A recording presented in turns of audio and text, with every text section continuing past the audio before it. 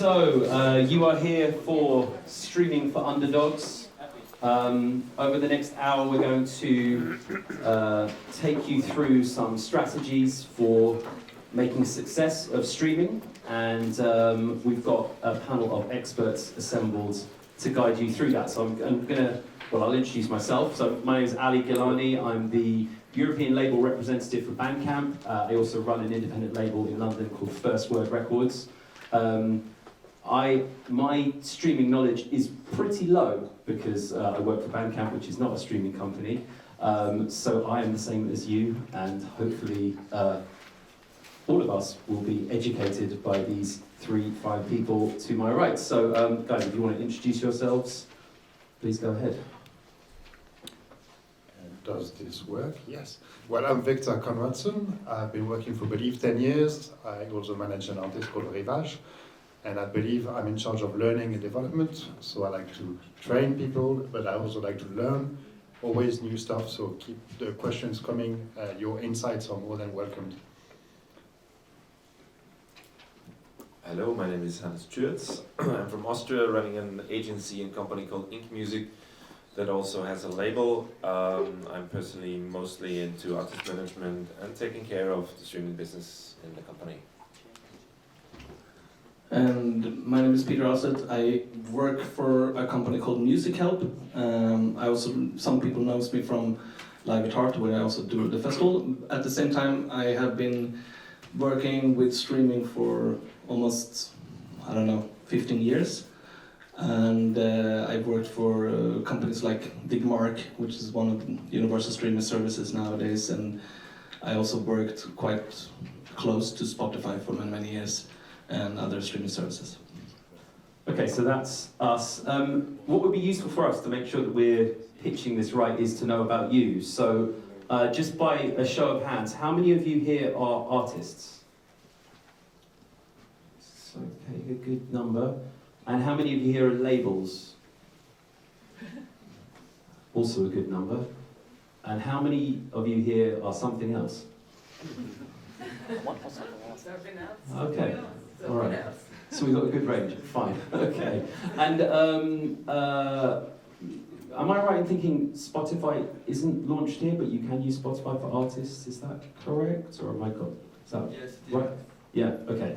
And how many of you have used Spotify for artists?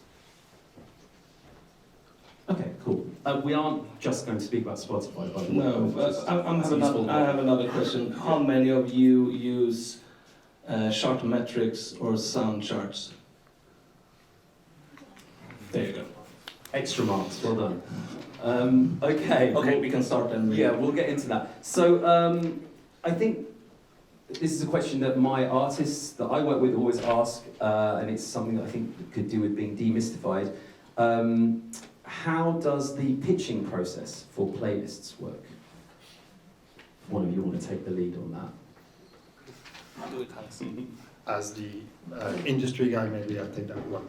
Because I didn't mention that Believe is a company with 1,000 employees that distributes millions of tracks and a lot of artists and labels. Our pitching process internally is to pitch the Spotify editors, and the artists can also pitch themselves. We need to address those two different channels into Spotify. And actually there's a third one, which is via curators who have their own third-party playlist. If any of those words is not clear, please let me know. But a brand, a media can have what we call a third-party playlist, or like a radio. These people can be approached, and there are tools, since you asked how, there are tools like Submit Hub or Groover, which kind of systemize the action of pitching your track to these curators.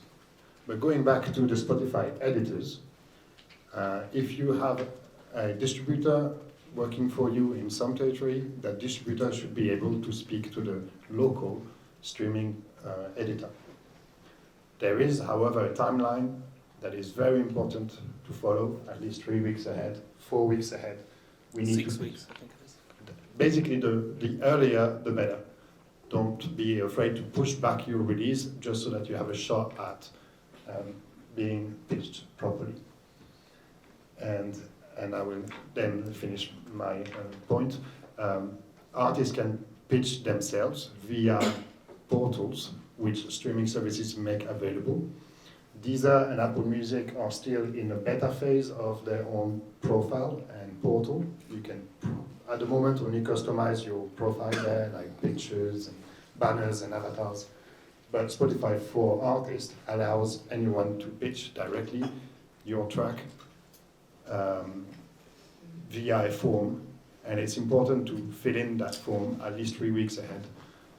Enter all the relevant information, answer all the questions, and link up with your label and distributor to decide really clearly who's going to do the pitch in Spotify for Artists, because it's basically the last info entered in the form which is being seen by the editor.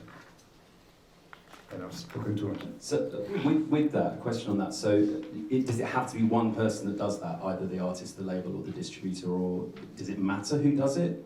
Everybody should do it. Everyone should do it? Yeah. Okay. Because it's like, when I pitch, okay, I own a distribution company as well, but if you take that aside, if I do it as a manager, I actually go back to, if I have Believe, I kick their asses and say, hey, you should work for me and you should actually pitch, because they have different channels than the Spotify for Artists has.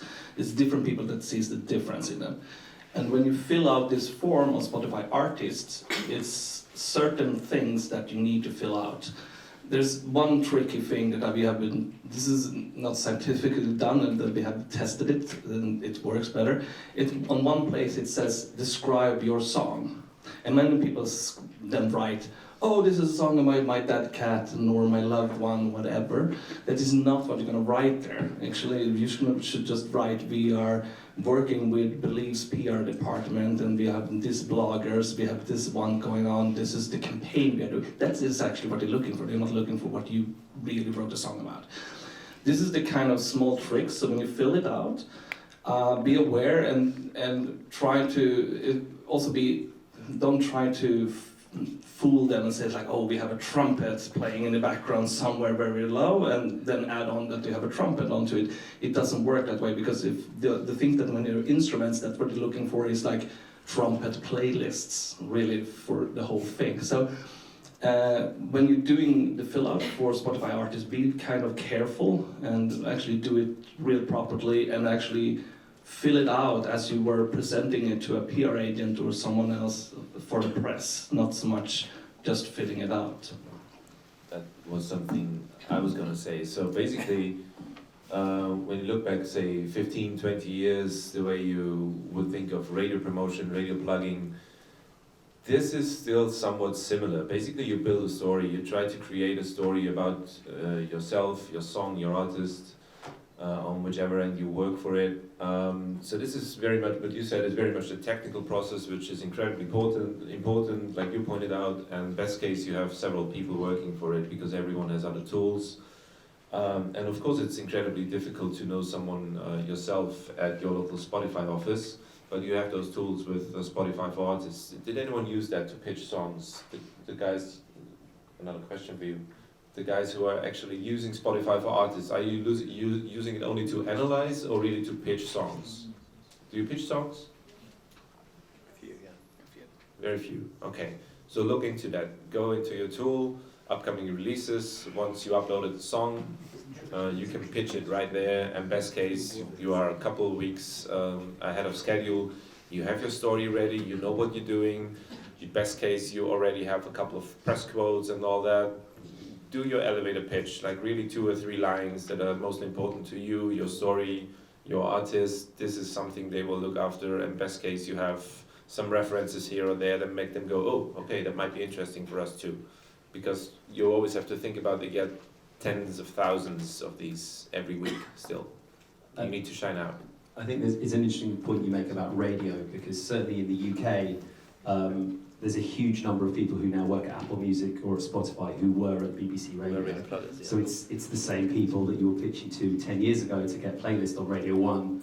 You're now trying to get onto the key playlists at Spotify. So I think it's an instructive way of looking at it. Does that make sense? If I may add a little technical detail as well, the algorithmic playlists from Spotify, like Discover Weekly or Release Radar.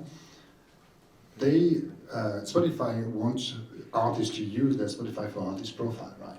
So for message to the industry is that if you don't use the pitch, you're less likely to be featured in a Release Radar on the day that you come out. And this is also a very important part once it is released.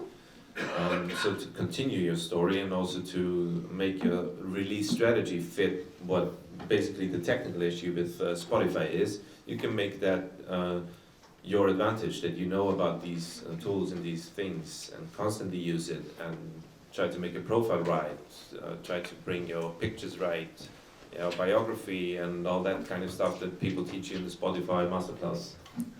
And also, one of the mistakes I'm still seeing, it's so obviously for me, but you have to release on a Friday. People are releasing on Monday, Tuesday because no one else is releasing it. Well, that's because their playlist is updated in that kind of sense. It's like Friday is the official release day worldwide around the world, and that's why the algorithms is counting that way and stuff like that. So that's a reason for why you're releasing on Fridays and not other days. One question, a few of you have mentioned getting your story right that you put in that pitch. Can you clarify what you mean by that? What sort of things should people be including? What shouldn't they be including? We don't really want to know so much about what you have done. I don't care if you played with Red Hot Chili Peppers last week. That has already happened. I'm interested if you're going to open up for Red Hot Chili Peppers 2 months from now. We want to see the future of what's going to happen. That is what we are after, not so much. I mean, the background story is cool. It's like, you had a summer hit 2 years ago.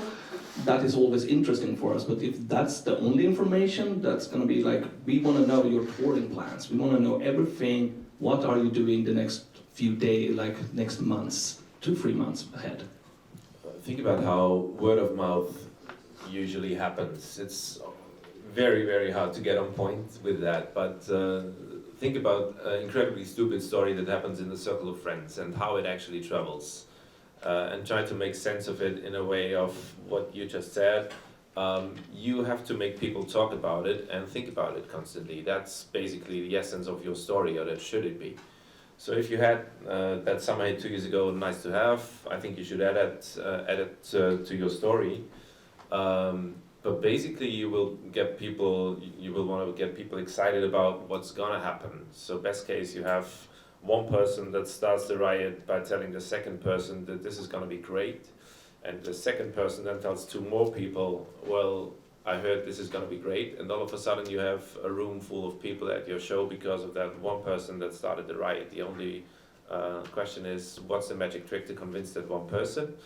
And what you can do with these tools is basically suggesting it in a proper way. So if you manage to tell your story right and you have a couple of references that you can work with, be it certain media, be it certain live events, I'm gonna play that big festival here, I'm gonna open up for that big band there, I'm gonna work with that famous person here, whatever it might be, all that can trigger that excitement with those people, and that one person might just be that Spotify editor that can make the magic happen or make it start. And if it's not, you can still have a ton of other people in the traditional media. That's why I said the radio thing.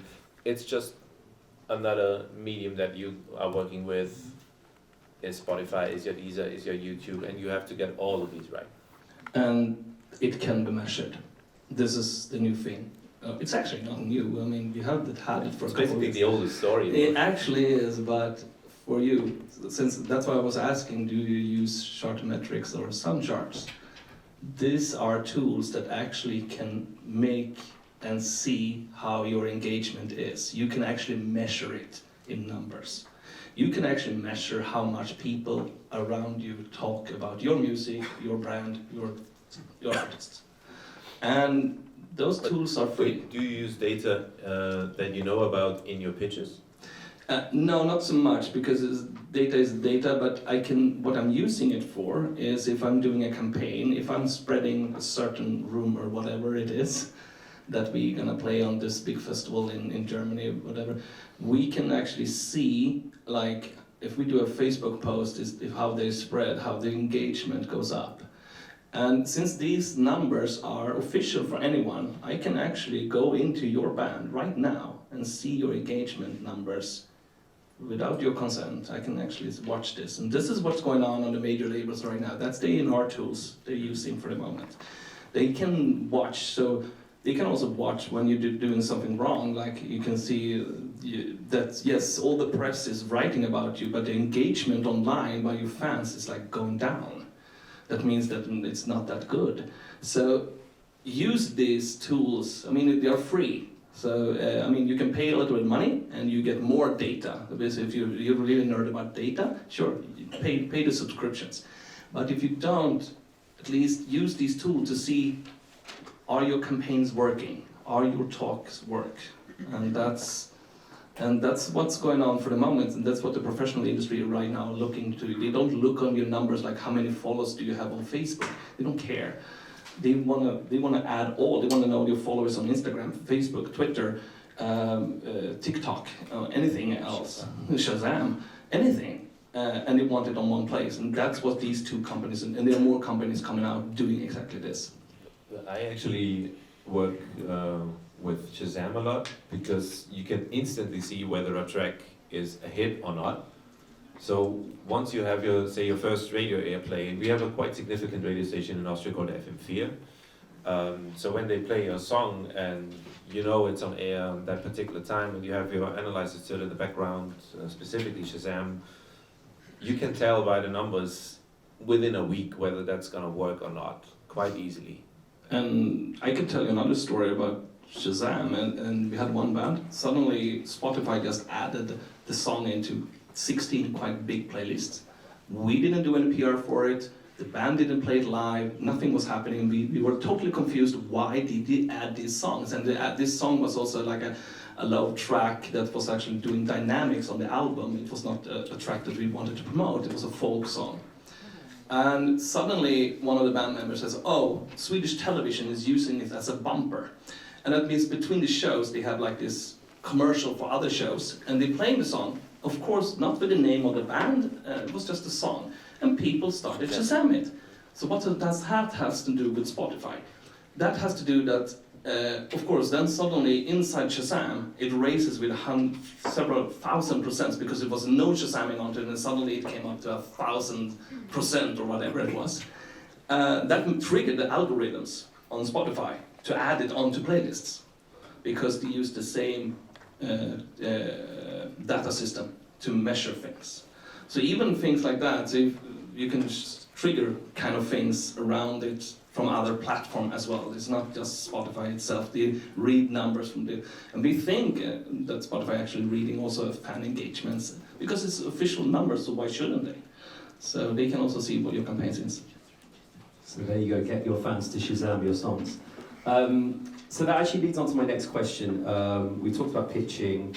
What other things should you be doing as an artist or as a label to increase your chances of being successful on these platforms?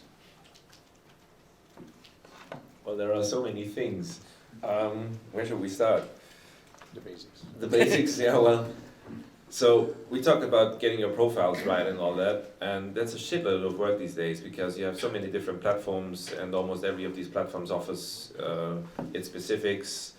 But since we were talking about Spotify, there are really a lot of tools you can work with within the Spotify for Artists thing. We play a couple of, I'd say, small magic tricks that everyone can do, really, even if you have small numbers on Spotify, by really taking care of the platform in terms of doing your own playlist, for instance. Quite an easy trick with a band that's been around for quite a lot is doing sort of a best-of compilation of your own tracks. And say you have 15, 20 tracks on the playlist, and that's about it. And you push that through your social media. You pick it, you have your artist pick on Spotify, that's where you present it, you share it on your Instagram, on your different platforms that you use. And say you have, 100 followers to that. That's really not a lot. It's not too hard to manage. So 100 people have this playlist in their pockets, and occasionally they listen.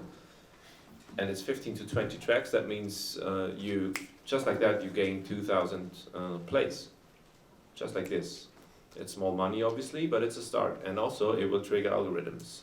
And if you take care of that playlist too, if you manage to introduce new songs in there, you keep it going. People come back. People again will listen not to just that one song in that random New Music Friday playlist. They will listen to 15 or 20 tracks of yours.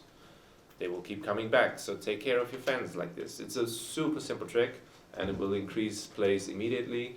And also long term, it will create more engagement with the fans. So it goes back to all the data, all the algorithms. So it's really, you're playing in circles with that. That's one of the most simple tricks I can recommend. Anything else from you guys? Well, there's so many things you can do. It's like, also think outside the box. Also, I mean, now we're talking a lot of Spotify, but there's a lot of platforms on the rise for the moment, and TikTok is one of those. I mean, make sure your songs are out there and distributed, then you have to go back to Believe and just kick their asses and say this should be on there. And there's also other playlists around the world, like even in Asia, like 10 cents and stuff like that. There's the problem is the timeline for you, because you're probably one-man company or two-man company. It's like, it's very time-consuming, this kind of stuff. So, and that's where I usually urge the things like, measure things. So when you do things, you measure, and when you see something goes, oh, this actually works, keep on doing that. Don't do everything just because everybody says you're going to do that, because probably people are wasting so much time on things that, yes, it might work for this artist, but it doesn't work for that artist. It depends. Everything is different from everybody. It's not a formula to anything of it. We mentioned the best of playlist, but other types of playlists are available, like all my unplugged tracks, and of course my latest releases. If a fan wants to follow an artist, if the artist pushes a new playlist, new tracks playlist, then it's likely to bypass basically release radar, and people who follow your playlist will get to know your new tracks right away. It's very simple, everyone should do it. Okay, so another question then, going back a step slightly. Let's say that you do all these things that you guys have suggested, you pitch your stuff correctly, you have your profiles looking good, you now get added to a really great playlist with a lot of followers. The journey's not over at that point. What should you then do at that point to maximize that and to make it not just a one-off? Well, let's remember that what streaming platforms are looking for is new subscribers. If you send people their way, they will thank you. They will reward that. It's as simple as that, if we want to be realistic about it. So if you are sponsoring Facebook post about the fact that you were put in an important playlist, then it's likely that Spotify will notice that the traffic is coming from the artist or from the label and will reward that. On the opposite, if the track has a low or a lot of clicking or skip rate, it will actually, you will be kicked out of the playlist really quickly. So once you're in a big playlist, the hard work really begins, because you want to keep the engagement high. And you're there.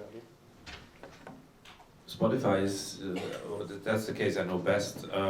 They look very, very closely on those skip rates and how a track also develops. So occasionally it happens that we get tracks into playlists that stay there forever, like really for ages, 2-3 years, constantly gaining listeners and followers for some reason, and others really go away quite quickly, even in the playlists that stay pretty much the same for a very, very long time. So at the end of the day, again back to the data thing and Shazam and all that, when you see a track working well through Shazam, and it's obviously a popular track, it's quite probably a track that will perform well on Spotify. So go after these things that work well and try to engage there, rather than pushing a track that obviously is not working. It's a bit of musical Darwinism here, but you really have to separate the tracks that are working from the tracks that aren't working. So especially with the playlists, if you manage to get one of your newer tracks into, say, New Music Friday or something, the system will tell you whether it works anyway, and trying to push the track so hard that eventually it ends up being on one of those playlists and then wouldn't work, stop pushing. It's not worth it. Do you, so additional question to that, you're talking in terms of things that get dropped out of playlists very quickly. Yeah. I've had an experience recently with an artist of mine on my label where we pitched a track to playlist on BBC Radio 2, which is big, kind of easy listening-ish adult rock station, I suppose, in the UK. And the plugger we were working with said they love it, they love the artist, the story's all there, but it sounds a bit live. It sounds a bit loose. It's not quite right for our daytime play. So we actually then went back and reproduced the song to make it a bit shinier and a bit more fit for, which I hated doing, to be honest. It's one of the worst things I've been involved in 15 years of doing this. And we're giving it a try. We're going to see what happens with it. Do you know of that kind of thing? Are there things that people, not telling people how to make their own music, but are there things you should be bearing in mind in terms of how quickly choruses come in? Should you have things mixed differently, specifically to pitch your playlist? Or is that something we should just avoid? There is like unofficial rules, more or less like, yeah, you can't have a long intro of 20 seconds because but that has to do with the skip rate, because if it's too long intro, people start skipping and that's gonna be negative for you. So most of the times what you're hearing is like something has to happen in 8 seconds into the song. This is though, I mean, if you're playing progressive rock, the genre itself says it's not going to do that. So Maybe not want ambient. no, and also, I mean, when I remember in the early days of Spotify, for example, the skip rate, they had a problem with the skip rate for hip hop, because hip hop people listen to the chorus, then go back and listen to the chorus, and then go back and listen to the chorus, and I don't know why they do that, but they do. So Spotify had this huge problem that all the hip hop songs were always have negative onto the skip rate. It was but instead it was because the audience loved that song. Skip back rate. Yeah, skip back rate. They needed. So I know they took off skip rate for hip hop for a while. I don't know if it's on or off again, but it's like these are the kind of things. It also have to do with your style. So sometimes, yes, you can do the things, go back and make it shinier or whatever you needed. At the same time, if it doesn't fit the genre, then don't. Because, I mean, I would hate to be like, oh, yes, I'm going to listen to garage rock and then it sounds like Britney Spears. I would be like, oh, this is not good.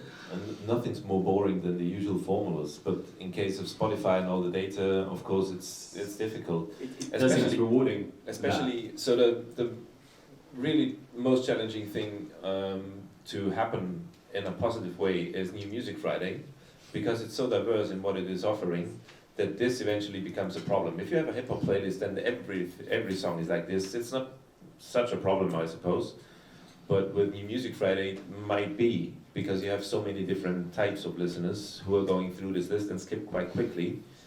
And also, going back to the storytelling we were mentioning, if you happen to have New Music Friday as a new artist, or this is your first really big thing you have happening, and you all of a sudden get huge plays, Spotify will look closely how it will perform even outside New Music Friday. Meaning, if you don't have anything happen around New Music Friday, radio plays, Shazams, all that, stories in the media, and the song solely performs thanks to New Music Friday, it will pretty quickly go away. While if it performs good, if anything around the New Music Friday happens too, proper playlists in different countries, so that the other work you gotta do, media work, the traditional work, it eventually will skip over to other prominent playlists that stay in line a little longer. So you are in New Music Friday for a maximum of a week, but there are many playlists that keep you in line, as I told before, sometimes really for years. Yeah. But that's where you want to go. And there is, I mean, when I work with producers on bigger record labels and stuff like that, they have strategies sometimes that, because the algorithms also measure how much the songs goes between each other. So we can see that right now that sometimes they release a hit song and then they release something that would be a B-side and then the hit song. And that means they measure the activity between the songs. Because the system measures the last activity. So if you have a hit song that reach here, the system wants you to be up here. And it's hard to do that every time. So that's why they're releasing something that is a little bit less. And then, so that's why you can see like people releasing 6 songs in half a year. Actually, it's just 3 songs that they believe in, and the 3 songs that are just B-sides that they are measuring the numbers. I don't know if this is successful or not, but I can see that people are doing it. Sometimes. Yeah. I think it's worth reminding something that we might take for obvious, but since a few years, the destructuration of the album has been happening, of course, due to streaming. And you release more often more songs than before. The days of 1 single, 2 single, then the album are over since a while, right? And we work with a French rapper called Jules, and he releases a song every 2 weeks, all year long, basically. You can go all the way to this extreme.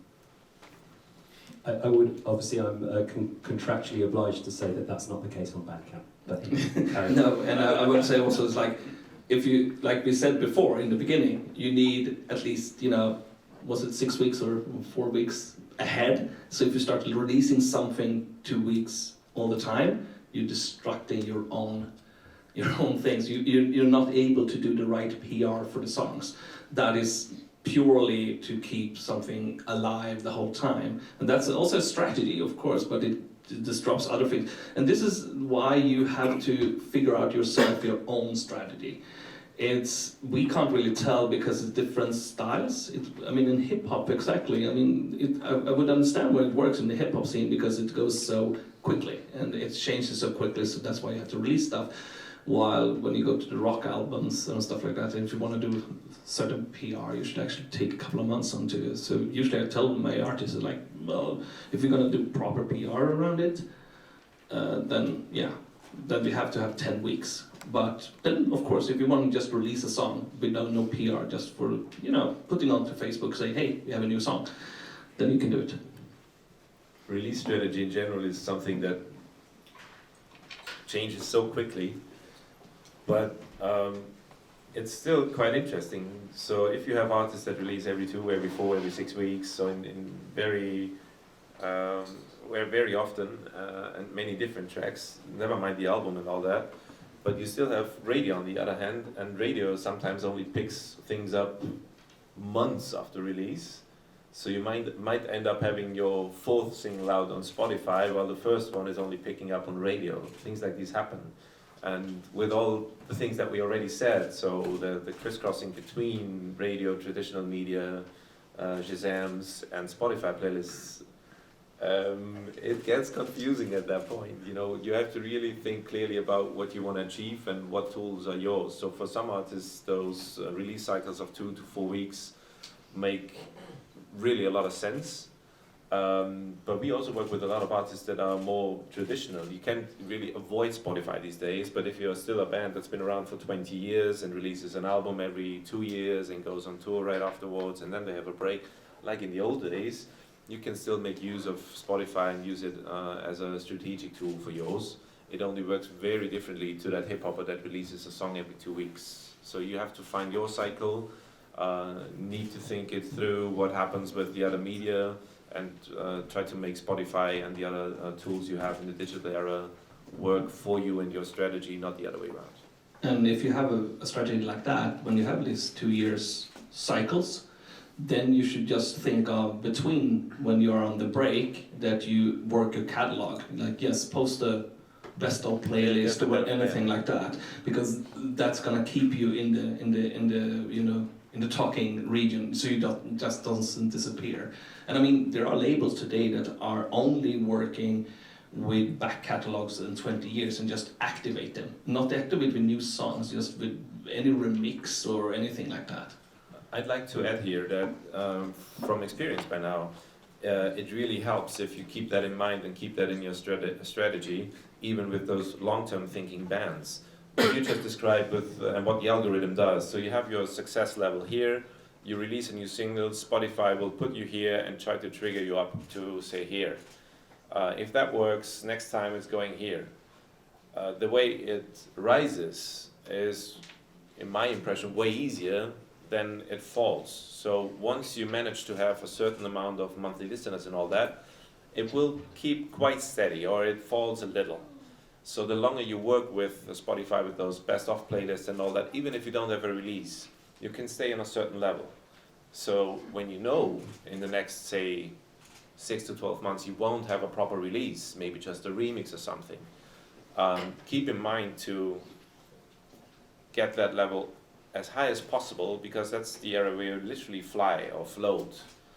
And say you manage to have 100,000 listeners a month, and you keep on that level even through the 2 years, you won't have a release. That's nice money on the side. And that's something you didn't really have in like 2 or 3 years ago, or 5 years ago, or 10 years ago, when you still sold records. A record that's a year old is hardly in the shops, hardly anyone is buying it, and that's the huge difference to the old area now. And what we're seeing right now, I just went in on a beta session 2 weeks ago for a new company that is kind of short metrics like, and they offering a new version where you actually can predict what your song's gonna make a month ahead. Do you want to know? The thing is that if nothing serious happen, of course, I mean, if you don't release anything, but that's probably gonna be what they were talking about is more like this is the value, the value of the band when it's like nothing is happening. How much money will the label actually earn around that time? So they predicted from the backlog of data. Yeah. What? Okay. So that's a good question, actually, which maybe a basic thing we haven't really covered. How much do you earn from streams? Nothing. No, you Okay, do. No, you do. That's Chris's question. No, of course. I mean, this depends. Yeah, this depends on so much various things, because we are more or less taking the listeners into 2 categories. If I know now, I make it really simple.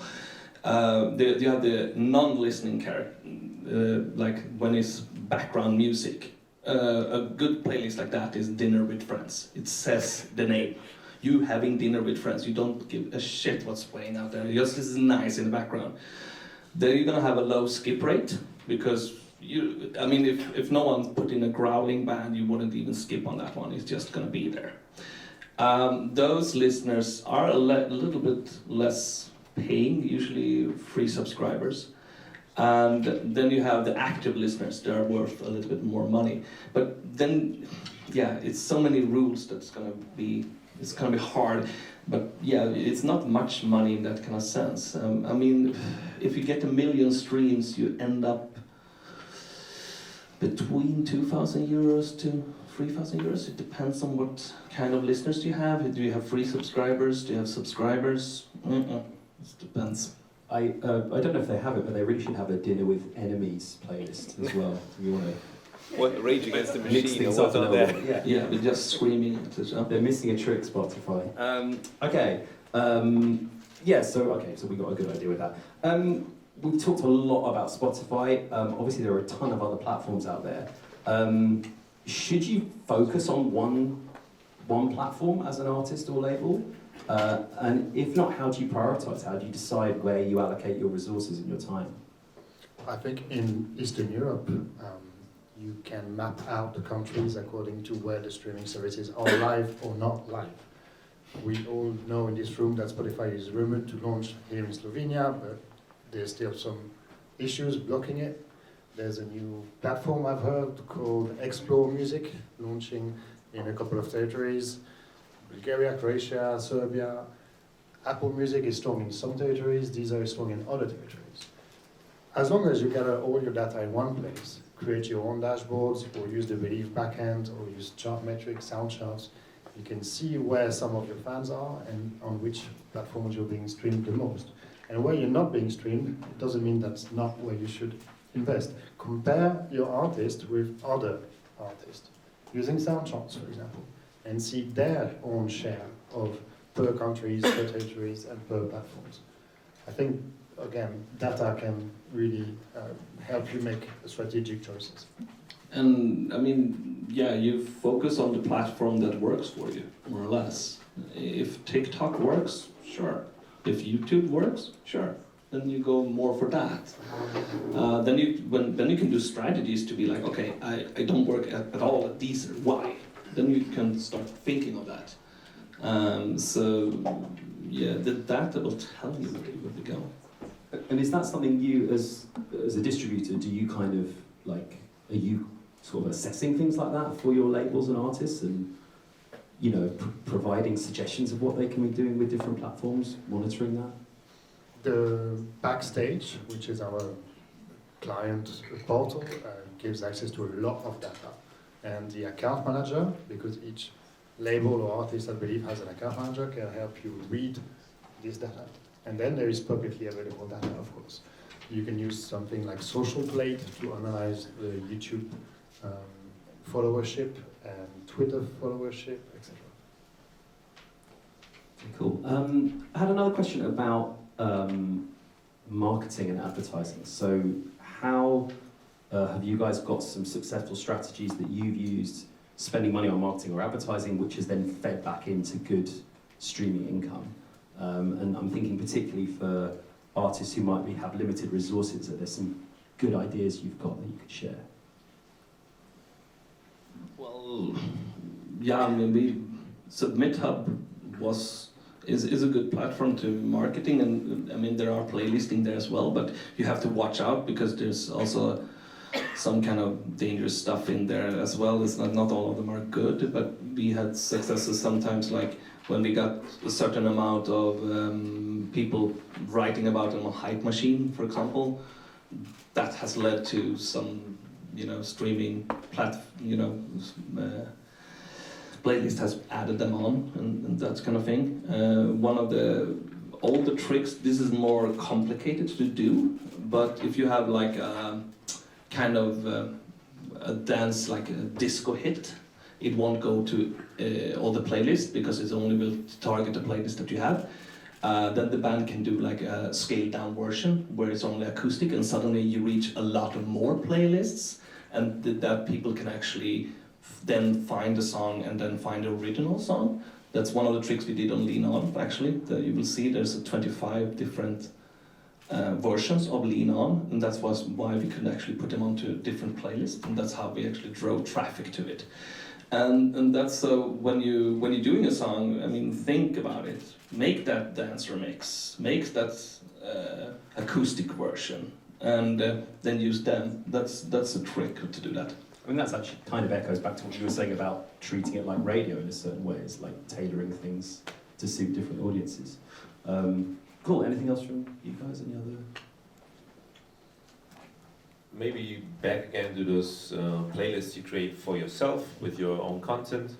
So if you start out doing actual advertising campaigns, I pointed to these playlists because it immediately creates traffic and engagement. And you can do that with very small money. Yeah, and I guess that's something you can do as a label or an artist. Yes, You've got absolutely. scope to do that. Victor, from a distributor point of view, what things do artists and labels do that you really love and really helps you in terms of getting them to, succeed on streaming services, and what things do they do that really make it very difficult for you? Have you got any examples you can share? A thing not to do is to use some of those hacking sites that generate fake streams, obviously, because that gets found out. Good things to do are to invest in web marketing, indeed, as we just said. Google AdWords, Facebook campaigns, Instagram, etc. Driving to the playlist, as I mentioned earlier, driving to the platforms, that will be rewarded by the platform. Yeah, that's it. It's more or less like driving the things to the right angle. The problem we have today is that people are cheating too much, and they're thinking because people are just watching the numbers, it's like, oh, I have 6 million streams. But if you're inside the business enough, you know that 6 million streams doesn't say anything really. It depends on where the streams comes from and where they have been achieved at. I was in a really big A&R meeting, and they were chattering with each other. It's like, oh, I'm signing this band, and this is how much numbers they have and stuff like that. And one guy said, well, I just signed a band with 6 million streams, and everybody was rolling their eyes and like, yeah, whatever. And he says, without playlisting. And the whole room stopped. They're like, what? And there's like, yeah, they have a fan base that actually streamed them 6 million times. And the whole room went nuts. That's where all the A&R departments wanted it. And then the next question came from, are you sure they're real? And he says like, yes, I got an in-log for the backstage area and looked into it, it is real. And then he showed off the fan engagement. And that was how that band was decided to be nominated at that major label's first priority for all around the world.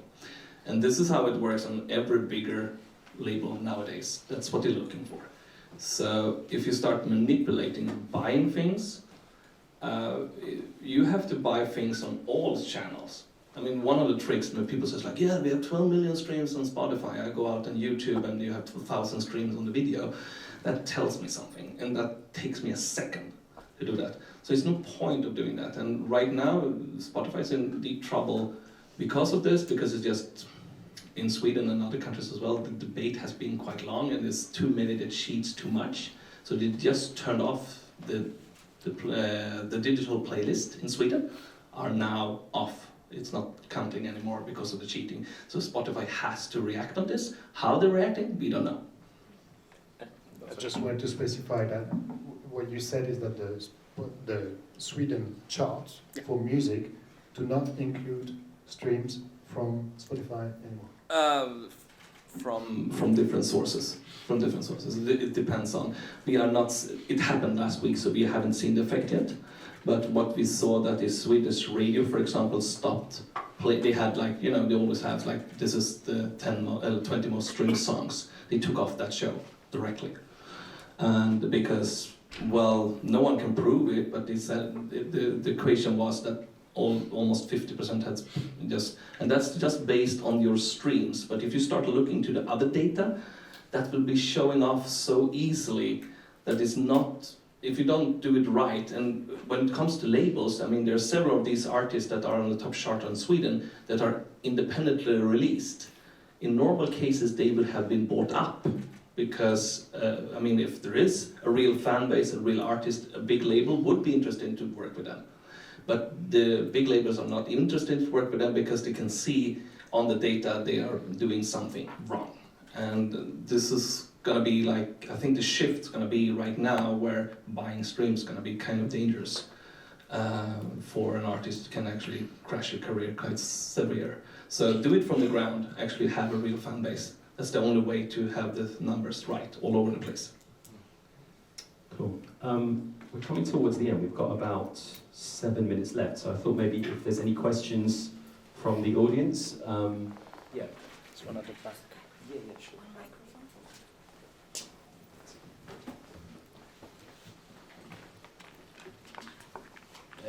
So it's been quite clear recently that Spotify are like pushing podcasts. Would you say, you know, for someone like a label like yourself, if you play the game a little and use their platform the way that they want it to be used, do you think we'd be rewarded, kind of say, in terms of when we release tunes and stuff like that? It can be, yeah, I think so. I mean, if you're artists, I see several artists right now open up podcasts. And of course, then in the podcast, you can talk about your new music, and when it's released, I mean, that is a rewarding thing for the platform. So why shouldn't it? No, yeah, I think so. And sorry, it's just another one as well. You know, we emphasise pre-save links quite a lot with our artists. Algorithmically, how important is that in the run to like, you know, a release that you push those pre-save links? Now he will kill me. The pre-save links are these.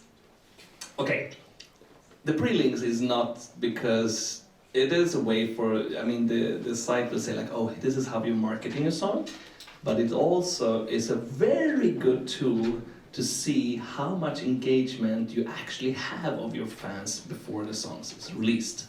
So if you're not pushing that, if you take out and then just do not a good job, just make a Facebook post, oh, here's the pre-save link, and then do nothing more, the data that comes into the algorithms there will tell people are not interested in the song. So if you do that, you really have to have a campaign and really pushing that link hard. So it shows the algorithms to work, if I'm right. No, you're right. It's a side effect of using those marketing tools. But since we haven't brought them up before, because we're talking about marketing on playlists, but marketing your music starts indeed with using those mostly free marketing tools. We have ToneDen, Feature FM, so many, Smart URL, Linkfire. There are so many companies out there offering a product. Believe offers, although we have our own backlink system. But you can use those tools quite cleverly now by also pushing to your YouTube videos, to competitions. Every month there's a new rollout update to those marketing tools. So you can push your podcast through it, of course, yeah. Cool. Anyone else? Don't be shy, or be shy if you want. It's fine. No? I think you did a good job, guys. We've given them all the information they need. Well, thank you, the three of you, for sharing your knowledge with us. I think that was really, I found that very useful. I hope you guys did as well. It's, I think, lunch break now, but if you want to hear about an alternative to the streaming model, you can come back here at 2, and I'll be talking about Bandcamp and about how you can make money, which is nice, hopefully. So yeah, thank you for sticking around, and see you in an hour or so. Thanks.